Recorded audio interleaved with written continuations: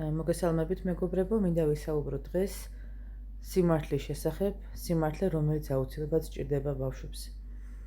ზოგჯერ ხდება ხოლმე, როცა მამაკაცის უპასუხისმგებლობით ხდება ხოლმე ბავშვის მიტოვება და მაგ შემთხვევაში ზოგიერთი დედები მიმართავენ მეთოდს, რომ ამბობენ, რომ ცოცხალი მამის შემთხვევაში იძახიან, რომ გარდაცვლილია. ყოველთვის უნდა უთხრათ ბავშვს სიმართლე.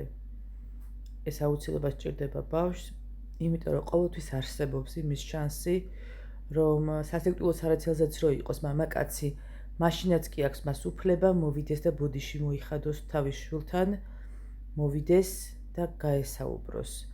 აქედან გამომდინარე, სხვის შეცდომებს ჩვენ ვუყურებთ არა როგორც არა ისე რომ გავსჯით მას, არამედ მას ყოველთვის აქვს შანსი, რომ შეცდომა გამოასწოროს.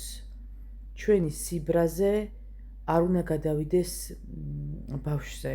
როცა გაბრაზებული ვართ მამაკაცზე, ეს არ უნდა მოხდეს ისე, რომ გადავიდეს ეს ყველაფერი ბავშვზე და ბავშვმა ტყუილები ისმინოს.